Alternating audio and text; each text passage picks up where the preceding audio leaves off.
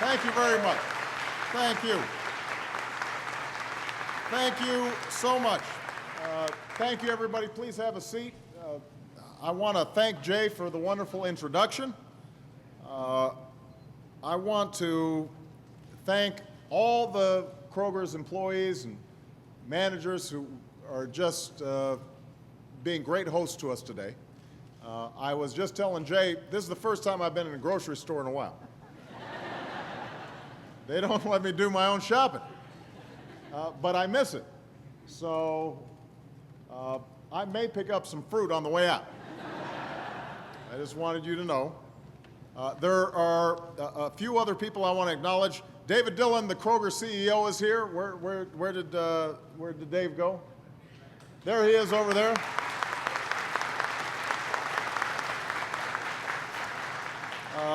Vera Lewis, who's the UFCW shop steward at Bristol Kroger. Where's Vera?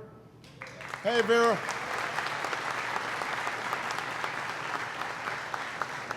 A few people that I want to acknowledge. Mayor Jim Rector is here. Give the mayor a big round of applause. Good to see you again, Mayor. A few folks who could not be here, but I want to give them some great acknowledgement. Your outstanding Governor Tim Kaine, your senators Mark Warner and Jim Webb, and I want to give a special shout out to my friend and your Congressman Rick Boucher. He couldn't be here today. Rick couldn't be here today. He's working hard in Washington as we speak, but he was an early supporter of my campaign. He's an important voice in our efforts to reform our healthcare system. He's a leader in guaranteeing that clean coal technology is a part of our clean energy future and is going to create jobs all across the country and right here in this area. So I just want you all to know I love Rick Boucher, so give him a big round of applause, even though he's not here.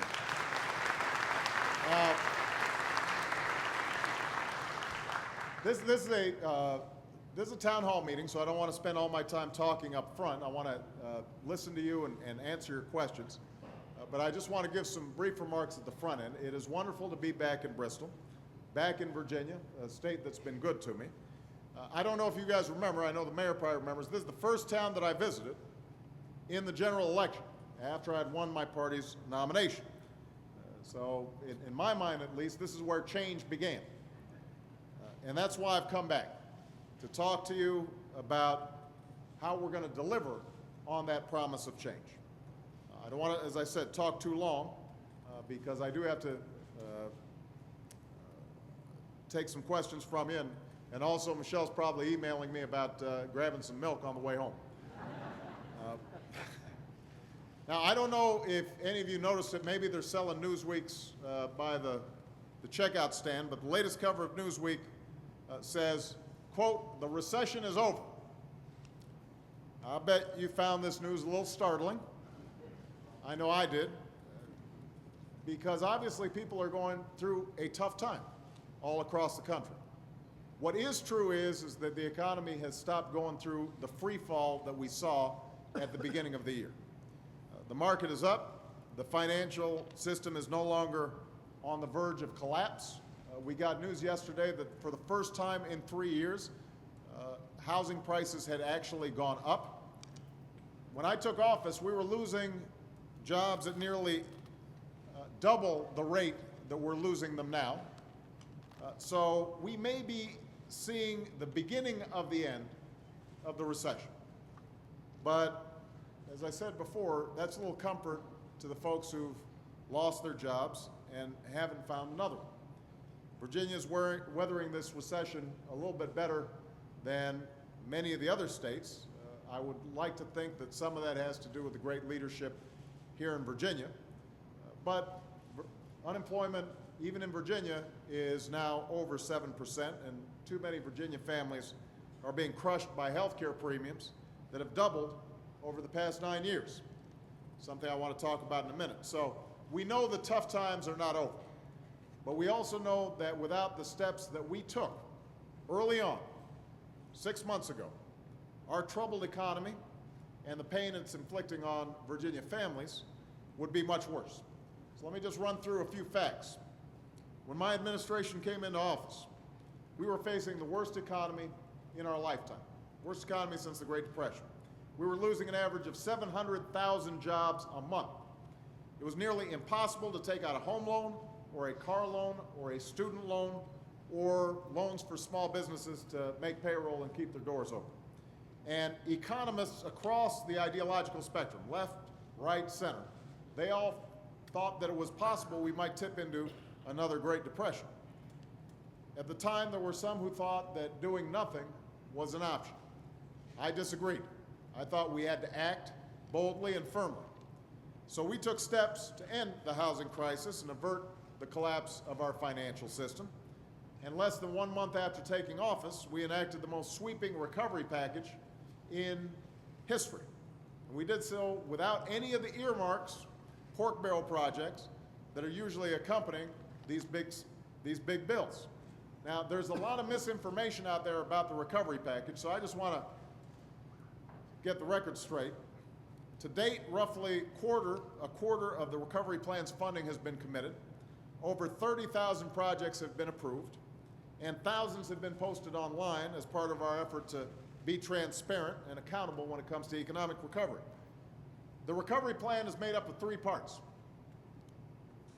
The first part, about a third of the Recovery Act, is all about tax cuts for you and the customers here at Kroger. For Americans struggling to pay rising bills with shrinking wages, we kept a promise that I made during the campaign to put a middle-class tax cut in the pockets of 95% of working Americans. 95% of working Americans are getting a tax cut. It started about 3 months ago. You may not have noticed it because it's coming in your paycheck each time you get one, and it's spread out over the course of the year. And in addition, small businesses also receive tax cuts, so about a third of the stimulus package or recovery package was actually tax cuts to help folks pay their bills, whether it's shopping here at Kroger's or paying their electricity bill or being able to pay down some credit card bills that they already had, all of which helped to stimulate the economy and boost demand. That was about a third of it. Another third of the recovery package or the stimulus bill was to help people and states who had fallen on hard times because of the tremendous financial crisis. So for Americans who were laid off, and some of you probably know folks who were laid off, we expanded unemployment benefits. And that measure has already made a difference in the lives of 12 million Americans and about 150,000 folks right here in Virginia. 150,000 people have extended unemployment insurance. And we're making health insurance 65% cheaper for families who are relying on COBRA while they're looking for a job. Everybody know what COBRA is? Anybody ever been on COBRA or tried to access COBRA? This is a program that allows you to keep your health care premiums, pay them if you lose your job. But here's the only problem. If you've lost your job, a lot of times you can't afford your premiums. And so what we did was we said we'd pick up 65% of those premiums so that people, even if they lost their job, could still keep their health care. And we provided assistance to the states who were facing historic budget shortfalls, and that saved jobs and protected essential services. That meant you didn't have to lay off teachers, you didn't have to lay off police officers or firefighters. In Virginia, that meant 13,000 staff are still working in your children's schools that otherwise would have been laid off. More than 300 deputy sheriffs are still keeping your communities safe. And state colleges and universities like Virginia Tech haven't had to raise tuition as much as they otherwise would have. So that's 2/3 of the recovery is tax cuts for you and help for people who've lost their jobs or losing their health care, or for states so that they don't have to lay off teachers and cops and firefighters and other essential services. That's what this recovery package was all about. Now, the last third of the recovery package was making vital investments that are putting people back to work, but are also going to create a stronger economy in the future. We're already seeing the results of these investments, including upgrades to community health centers across southwestern Virginia and right here in Bristol, allowing them to serve more patients in need of more care.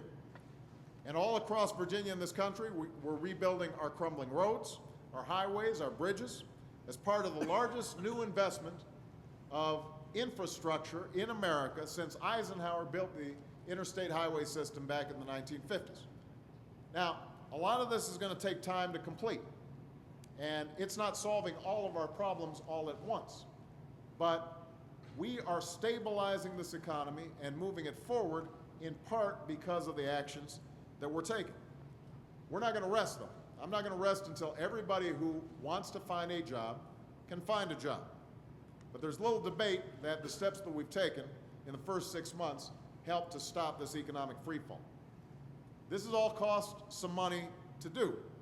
Although I've got to admit, when I hear some of the critics talking about out-of-control spending, I can't help but remember those are the same critics who contributed to the $1.3 trillion deficit that I inherited when I walked in. They basically handed me a bill for $1.3 trillion and said, here, fix it. And now they're on TV saying, why haven't you fixed it yet? In the middle of the greatest recession since the Great Depression. So we've got to keep this in perspective. But what is true is because of the significant debt and deficits that we have, a lot of people are saying we can't go any further in tackling some of our long-term problems. And we especially can't do health care. And I understand why people feel like they've got to cut back, and why shouldn't government have to cut back as well? Is now really a time for government to wade in and try to do something about health care? I think it is. And let me tell you why. Part of the reason that we're doing this town hall here at Kroger is because Kroger provides health insurance to its associates, as many as it can. And that is significantly different than a lot of companies out there who aren't providing health insurance for their employees. In some cases, it's not because they don't want to, it's because they can't afford to. And the fact of the matter is that health care is going up so fast that I hear from small businesses and large businesses alike that say it's unsustainable. Our costs are going up 20% a year or 30% a year just on healthcare costs. So what happens? Over time, either employers start pushing more costs onto their employees in the form of higher premiums and higher deductibles and other out-of-pocket costs, or they just stop providing health insurance altogether. That's why even if you've got health insurance, you've got a stake in making sure that we can turn this system around. Premiums are going up 1/3 faster than wages. Your out-of-pocket costs are going up 62%. We spend $6,000 more per person on health care in this country than any other nation on earth. We're not getting a good deal for the amount of money that we're spending. And I said this the other day, if somebody told you that you were spending $6,000 more on the car that you bought than your neighbor, you'd be pretty annoyed. And you'd say, I want to get a better deal. And yet we don't do the same thing when it comes to health care. We don't get the best deal that we can. And that's why we've got to reform it. Let me just talk a little bit about what exactly we're trying to do and what it will mean for you.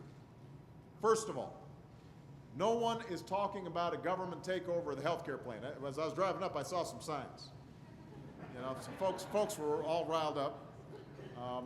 You know, they're listening to certain radio programs or watching certain cable shows. So somehow I guess they think we're just going to take over health care. I've tried to say this over and over again. If you're happy with your health care, you're happy with your doctor, we're not going to force you to change it.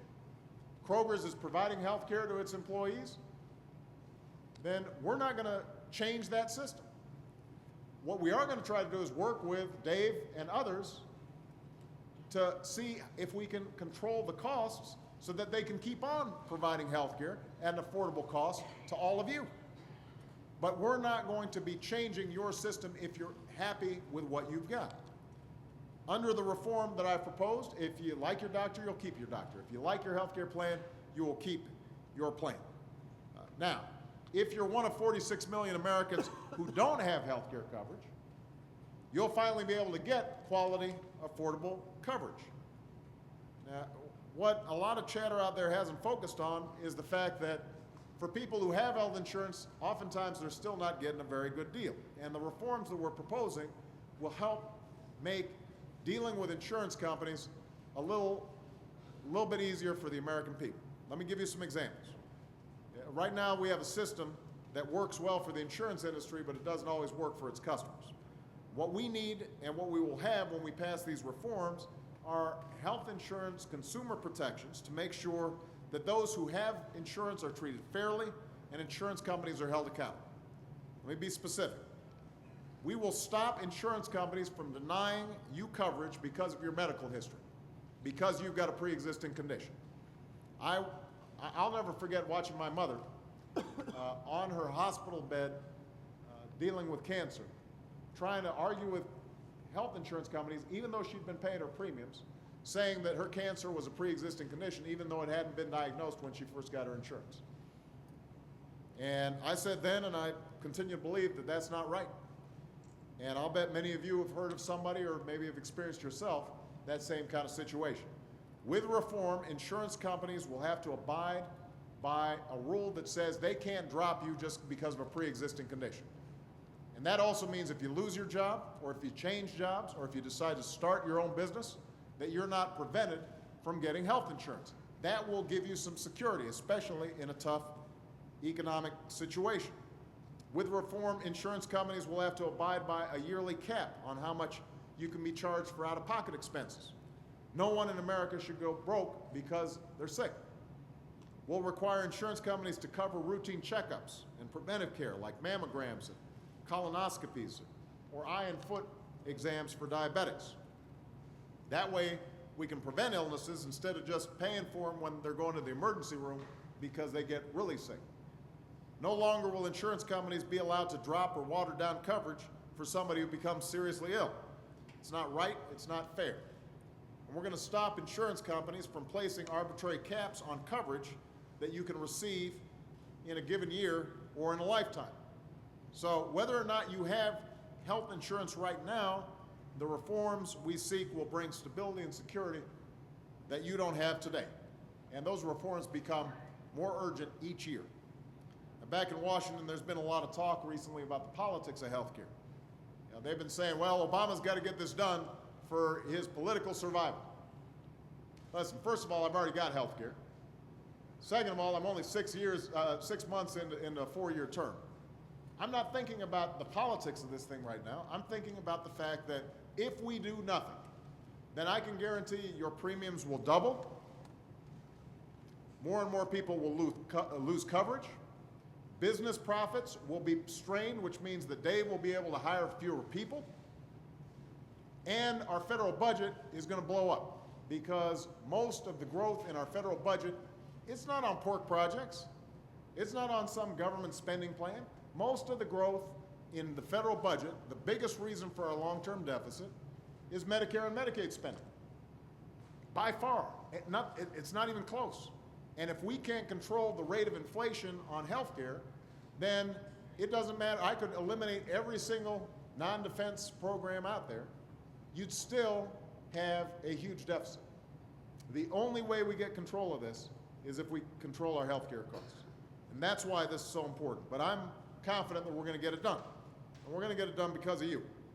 Because I think the American people, even though sometimes they're a little suspicious of what goes on in Washington, recognize that when we meet a challenge, we don't shy away from it. This is a major challenge, getting this economy back on track, fixing our schools, making sure we've got an energy plan that makes us energy independent for the future, and that we fix our healthcare system so that our families are secure and that our economy is stronger. So I hope I can count on your help. I appreciate all of you hosting us today. And with that, what I want to do is just start taking some questions. Thank you very much, everybody. Thank you.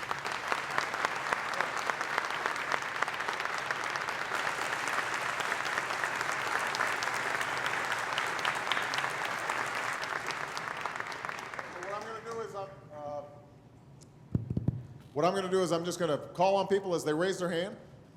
I'll go girl, boy, so that people don't think I'm biased. And we've got at least one young lady here, and one gentleman here who have microphones, so that please introduce yourself, and when I call on you, and if you can stand up so everybody can see you and hear you, I will try to answer your question. This gentleman right here in the front.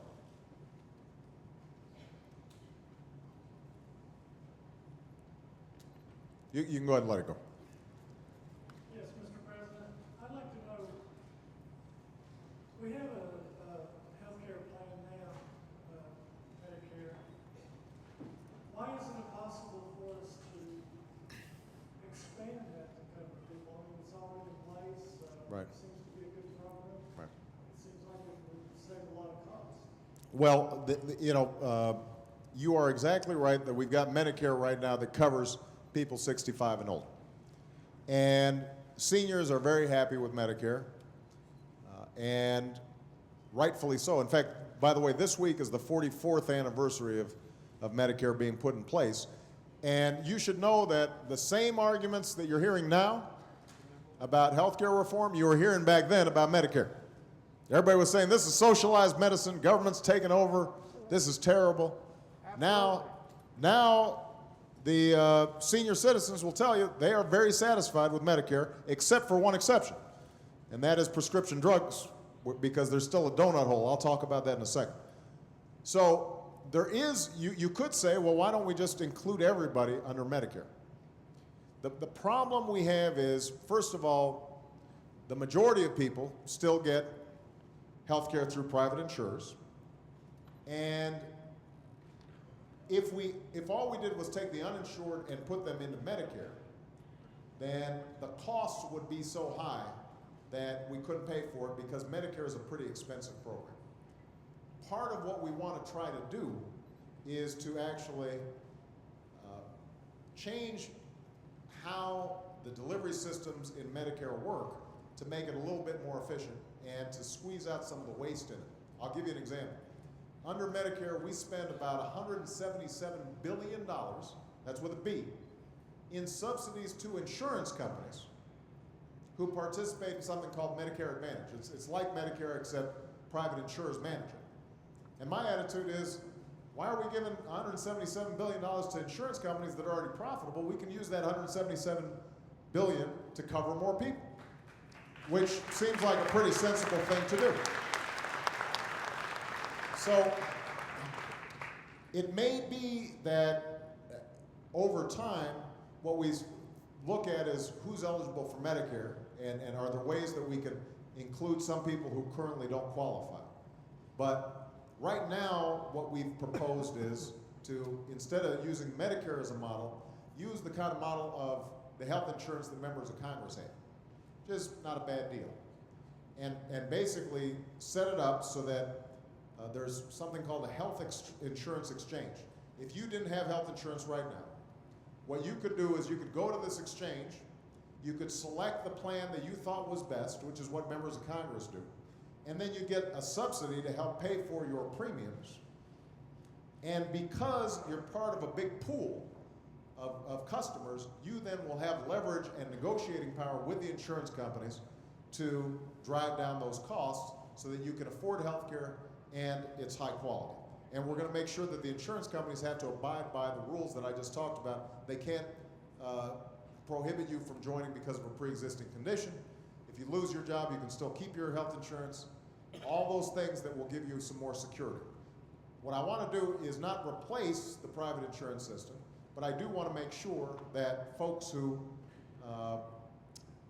don't have access to it because they don't work for a good company like Kroger, or they just work for a small business that wants to give them health insurance but can't afford it, that they're able to get the same good deal. Okay? Young lady right here. You can just pass the mics down. It's hard to get through the aisle.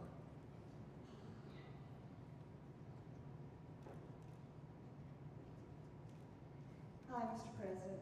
My name's Misty, and I was just wondering, is this a plan that you would be willing to put your family on? Yes. I mean, as I said, this is a plan that's similar to what I had when I was a member of Congress. The federal employees benefit plan is, the way it basically works is that you have sort of a menu of options, you can choose the plan that you think is best, and then you pay your premium. Now, as a member of Congress, I was making more than a lot of people are, so I didn't need a subsidy. We would have to provide some help for people so that they could afford the premiums. But the idea that you've got a big pool that gives you then leverage and the insurance companies had to compete for you, that's makes sense. I also think one of the choices that you should be able to choose from is what's called a public option. Now this has gotten a lot of people riled up because they say, aha, see, this government run. When you hear people talking about us wanting to create a government run health system, all they're really talking about is what we've proposed is to have an option that is non-for-profit. It's set up by the government and can keep administrative costs low and can keep insurance companies honest.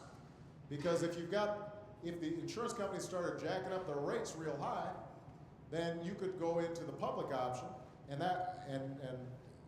those private insurers would start losing a lot of people. So they'd have to compete for you. I think that's a good idea. Some people disagree with me on this, but in terms of quality of care, yes, I would actually sign up.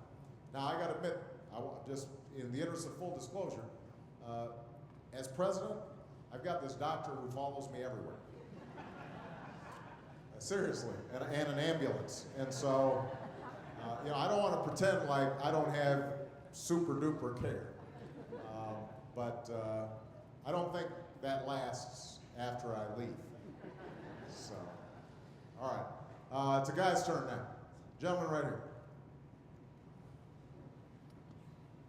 Hello, Mr. President. How are you, sir? Good. I'd like to welcome you to Bristol, the birthplace of country music and the fastest half-mile track. Fantastic. It's an honor to have you.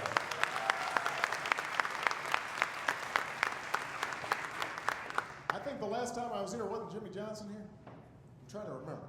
I think, I mean, he came backstage to talk to me. But anyways, I know a little bit about race. Go ahead. Oops. It's still working?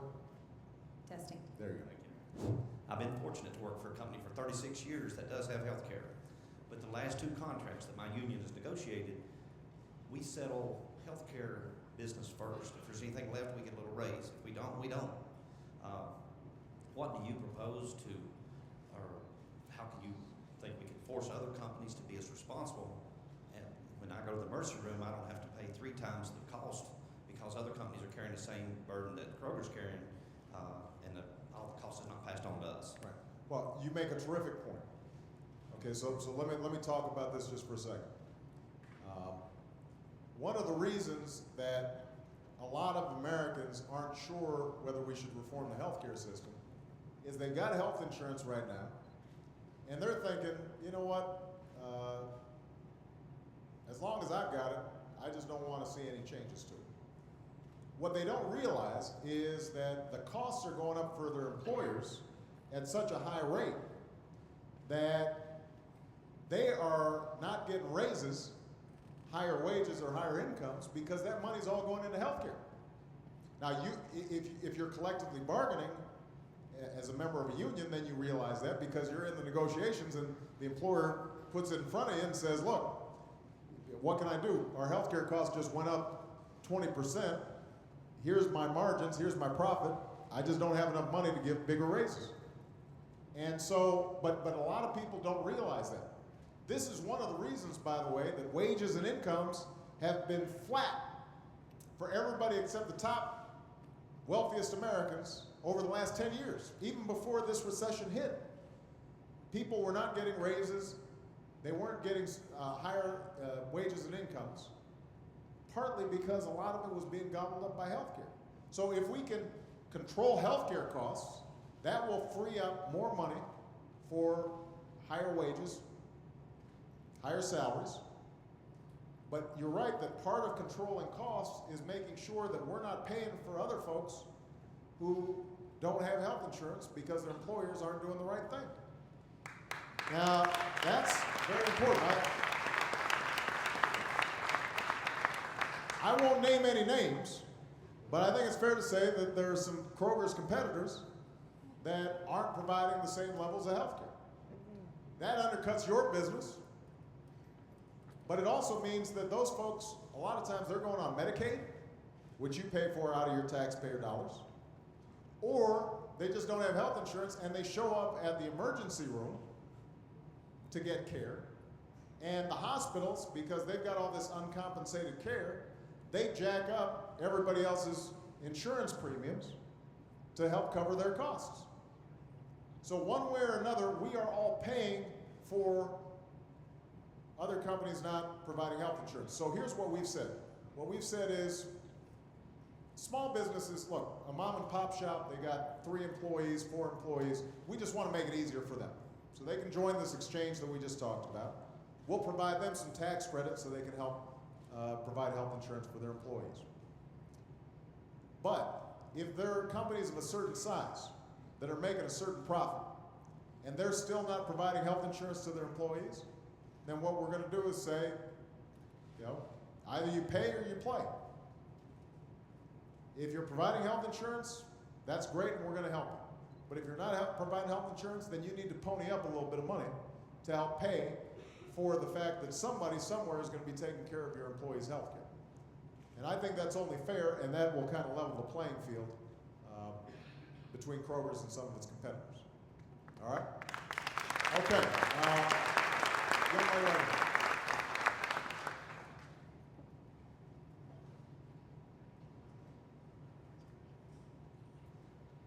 Thank you, Mr. President. My name is Charlotte Norman from Bristol, Tennessee. I have a mother that will soon be 90 years old, and it's obvious that I'm a senior too. Rumor has it that if we get this new healthcare system in, that we won't get the health care, our doctors and all that we have now. That virtually people, older American citizens, will just be put out to pasture. Please tell me that isn't so. It isn't so. I mean, I don't know. Look, nothing burns me up more than hearing some of these scare tactics directed at seniors. Because seniors, they're vulnerable and they get worried about some of this stuff, and they get some, crazy flyer in the mail, and they get scared that they might lose their care. So let me just be absolutely clear. Medicare is in place, and as long as I'm there, and even long after I'm gone, Medicare will continue to be in place. We're not gonna mess with Medicare. The only thing, as I said, that we want to do is to try to make Medicare a little more efficient, because the problem we've got right now is Medicare is running out of money. For the same reason that healthcare systems generally are really having problems, the costs are going up faster than the amount of revenue that's coming in. If we don't do anything, then Medicare is going to be in the red in about 8 years. Think about that. Only 8 years from now, Medicare is going to be in the red. So what we've said is, let's make it more efficient. Let's work with doctors. Let's work with hospitals to figure out, instead of taking 5 tests, if your mom has something that she needs to check out with a doctor, instead of her having to take a trip to the doctor, he takes a test, then he calls her later, says, this is what I think's wrong with you, so I'm referring you to a specialist. She's now got to take another trip to another doctor. Because they didn't send the other test forward, she's got to take another test. Why not just have her make one visit, have all the doctors show up at that one visit, take that one test, diagnose her right there. That's what really good healthcare systems do, but not enough of them are doing it. And a lot of them don't have computers that can send the test results electronically so that they don't have to take multiple tests. There are a whole range of things that we can do to make the system more efficient. That's number one. The second thing she should like, depending on how much she uses prescription drugs. We pay 77% more for prescription drugs. We as Americans pay 77% more than any other country on earth. Think about that. 77% more than Canada, than France, than Mexico. Now, why is that? The drug companies will tell you, well, it's because we invent a lot of these drugs and we put a lot of money into research and development. That might be true for about a third of the difference. The other third of the difference just has to do with the fact that they market a lot. They pay for all those TV ads. They don't give discounts at the same rate, and we don't negotiate with them. When they passed the Medicare prescription drug plan, they didn't negotiate with the drug companies for the cheapest available price. So what we've said is, let's negotiate. If taxpayers are paying all this money to drug companies, the least they can do is give taxpayers a good deal under Medicare. And to their credit, the pharmaceutical companies have already agreed to put up $80 billion. They put it on the table. They said, we will help use this to close the so-called donut hole that is really causing a lot of seniors a lot of grief. I don't know if everybody knows what the donut hole is, but after you hit a certain level of prescription drugs out of Medicare, suddenly you stop getting help out of the Medicare plan until you've spent several thousands of dollars, and a lot of seniors can't afford it. So they end up cutting their medications in half, which aren't as effective, or they just don't take their medications at all if they can't afford it that month. And that's not good. And by the way, ends up being more expensive because if they're not taking their medications, they may end up in the emergency room and we'll all have to pay more anyway. But just tell your mom, nobody's messing with her doctor, nobody's messing with her Medicare. And people should not believe all this stuff they hear about. I got one letter from a woman. She said, I don't want government-run health care. I don't want your socialist plan. And don't touch my Medicare. And I had to write back to her, ma'am, Medicare is a government program. But don't worry, I'm not going to touch it. But sometimes folks get stirred up without necessarily having all the facts available to them. All right, gentleman's turn. Gentleman right here. Mr. President, you've already just finished covering one of the things I was going to talk about, and that is the drug manufacturers charging us so much more. Right. The other thing, there's only been a couple of states, Texas being one of them, that have passed tort reform. And I think one of the other reasons that medical practice is going up so is because of the malpractice insurance. And if I think we have some really good laws governing tort reform, that should help a great deal too. Well, I appreciate the comment. I am actually in favor of figuring out ways to lower malpractice insurance for doctors, because in some cases it's way too high, especially for OB-GYNs, neurologists. There's some specialties where they've got to pay $250,000 every year for their insurance, and it doesn't make much sense. And in rural communities or communities where generally the cost of living is lower, it means that you just don't get a lot of people going into those communities who are OB-GYNs and neurologists because they just can't, their incomes can't support the insurance. So it's a problem. I have to tell you though, I actually asked a bunch of healthcare experts about this. Is the reason that costs are going up because of malpractice, high malpractice costs, and what they call defensive medicine? Doctors are doing 5 tests because they're worried that they might get sued if they don't do those tests. And it turns out that the evidence at least is that that is a very small, maybe not even a measurable factor in the reason that healthcare costs are going up. And the reason they know that is because they look at Texas and they look at these other states with caps, and it turns out that their healthcare costs are going up just as fast. And there was an article recently that the single place where costs are going up fastest, where per person care is highest in the country, is actually in Texas. So what you find out is that more than anything, it has to do with how we're reimbursing doctors, how we're reimbursing hospitals. Are we asking for high quality care rather than just more care? The problem is right now we've got a system called fee for service. You basically pay, if a doctor is reimbursed for each time he takes out a tonsil, but he's not reimbursed for providing counseling for a child to change their diet because maybe they've got an allergy, then over time, system-wide, even if each individual doctor is doing their best, system-wide what you see is more and more people getting their tonsils taken out because there's an economic imperative moving in that direction. Hospitals. Hey, let me ask you a question. You know, some of you guys you know, have probably cars that you love, and every once in a while it breaks down. You take if you don't do your own work on it, you take it into the shop, they fix it. Let's say that 3 weeks later the exact same thing broke. Your transmission's all messed up again.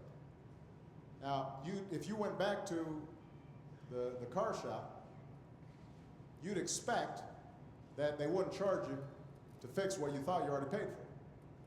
But that's not how it works in medicine. In medicine, a hospital will take you. They are supposed to fix you up. 3 weeks later, you end up back in the hospital. They get paid all over again. And so part of what we can do is to say, we're going to give a bonus to hospitals that lower the readmission rate, that try to get it right the first time. Those things turn out to be the biggest factors in why healthcare costs are going up faster and faster. Now, as I said, I'm still a believer in fixing the insurance system just so that we don't discourage doctors from going into certain occupations or certain specialties or in certain regions. But that, it turns out, is not the main driver of costs in the system. Okay? All right. So young lady's turn. Here you go, right here. And then I'll come back around this way. I know this group feels ignored here. Thank you so much for being here, President Obama. It means so much to all of us. Thank you. I have Medicare and a good supplement, and I'm just happy as I can be. I never pay a cent for my medical care. But I think medical care is a human right that everybody in this world deserves. I wish, as I think you do, I appreciate that. that we had single payer like all other developed nations. I'm so glad that you're going to insist upon a government option, and we're trusting that you'll hold tight to that. Thank you so much. Well, thank you very much. And I do want to emphasize, you know, I've been talking a lot about costs lately because cost is important. If medical care just gets more and more expensive, then no matter, even if we decide to cover everybody under Medicare, for example, sooner or later we'd run out of money and then we'd be right back where we started. So we've got to control costs. But I don't want to lose sight of the personal element of this. I mean, I get letters every day. Some of you may know we get about 40,000 letters, I think, a day. I mean, we get a lot, letters and emails. My correspondence office, they choose 10 for me to read each day. And I'd say at least half of them have to do with healthcare. And you read some of these letters, and they're just heartbreaking. You know, you got parents who've got adult children who, you know, contract cancer, but the children are unemployed or don't have health insurance.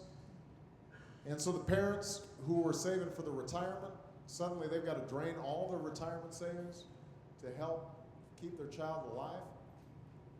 You've got people who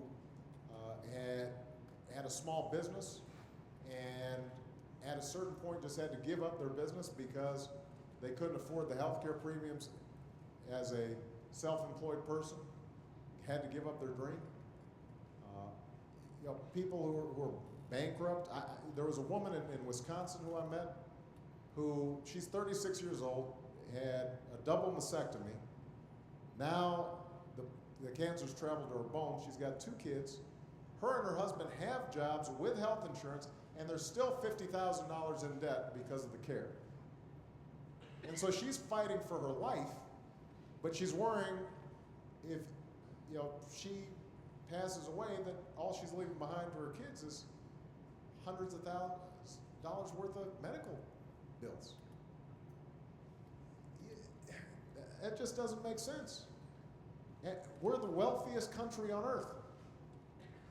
And for us to be the only advanced nation where everybody can't count on basic health care is shameful. And we've been talking about it for 45 years, 50 years. My attitude is that, you know, America is the greatest nation on earth. We can solve this problem.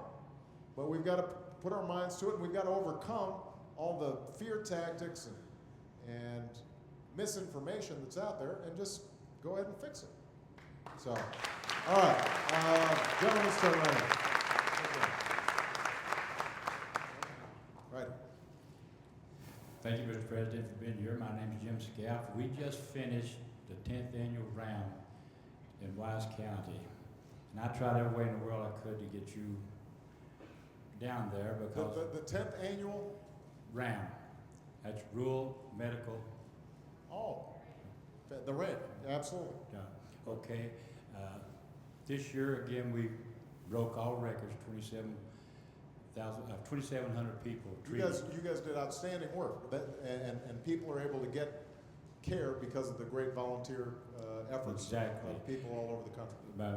That's great. I felt like if you could have made it to round, and these people that have all these questions about whether we need health care or not, it would take them but a minute to see that we really need it now, really bad. And a follow-up question was, the people that you have Medicare now, why can't some people get on it? Why can't people just get on Medicare now? Well, that's the same question that this gentleman asked. And as I said before, well, there are some people who proposed in the past Medicare for all. That essentially is what's called a single payer plan. And a lot of countries have single payer plans. I have to tell you that politically it would have been difficult, and it would have been very disruptive, because what would have happened is a lot of companies who are currently providing care, their attitude would have been, you know what, if I can get government to pay for this instead of me, let me just drop coverage. So now suddenly a lot of people who currently would have had coverage would find their coverage dropped. They would have to sign up for Medicare, and pretty soon you've got everybody on Medicare, but we don't have the tax base to pay for everybody being on Medicare. And so what we're trying to do is to build on the employer-based system that we already have. That has some disadvantages, I won't lie to you, but it's the system that people are accustomed to. And you know, if people are nervous, even when I tell them you won't have to change your health care and you don't have to be part of a government plan, then imagine how nervous they'd be if I said we're going to open up Medicare to everybody. Then you know, we would really, I think people would just worry that they would lose their doctor, they'd lose their plan. But I still think the notion of having a public option that people can sign up for voluntarily is something that needs to be part of overall health care reform. Okay? Young lady right next to me. And I've just been alerted that unfortunately this is the last question. So you get the last word. Hi, Mr. President. My name is Autumn Wells, and I'm an independent pharmacist from Big Stone. My question is, with this new health plan and opening up all this access to physicians, which is wonderful, with that, there'll be new prescriptions for patients, and how are they going to have access to the medications that they need to treat those medicines? And can you tell me, please, that it won't be as bad as this Part D plan has turned out to be for so many of my patients? They have great coverage for 3 months, and then they have no coverage for the rest of the year because they can't afford the out-of-pocket to meet the catastrophic. Right. Well, first of all, I'm glad to know that there's still some independent pharmacists out here, because I know that it used to be the pharmacist was one of the most trusted members of the healthcare system. Increasingly, it's harder and harder to be an independent pharmacist because of the big pharmacies operations that are out there. I think that any plan that we have has to have prescription drugs as part of it because that's a bigger and bigger part of healthcare today. And the deal that we need to strike with the drug companies is, look, you're now going to have a whole bunch of new consumers. You've got to cut a better deal for those customers so that they're not 3 months or 6 months into the year suddenly having used up their entire benefit. They can't afford out-of-pocket costs and they just suffer until they can get back and a new year starts. Now, that is going to be a battle with the drug companies. As I said, to their credit, they've been willing to negotiate, but let's face it, they like making a profit, and the prescription drug plan as currently constituted has been very profitable for them. And they will, there'll be some tough negotiations. But what I want to do is make sure that I'm negotiating on behalf of your patients, your customers. They need help. And one thing that you raised, as we are increasing access, not only are we going to have to make sure that drugs are affordable, we've also got to make sure that there are enough doctors out there, especially in rural communities. And that's one of the reasons why what we've said is, let's make sure that the reimbursement system that we have under Medicare and under these other plans reimburses family physicians, primary care physicians, people who are doing regular checkups, helping prevent illnesses ahead of time. They are the lifeline for healthcare in a lot of communities, especially rural communities, and we've got to make sure that we are encouraging more and more people to go into that practice. I also want to provide scholarships to medical students to go into these kinds of practices as well. So everybody, you guys have been terrific. I had a wonderful visit, and I apologize to any customers who were trying to shop while we were doing our town hall meeting. But I really enjoyed your time. I hope you got the information you need. Please spread the word to your friends and neighbors because, as I said before, there's just a lot of misinformation out there. If you have health care, you'll be able to keep it. But we are going to fight and work to make sure that healthcare inflation goes down. You have better access, better quality. We cover people who currently don't have it. We make sure that insurance companies are treating you fairly. I think that's a good deal, and we can get it done with your support. Thank you very much, everybody.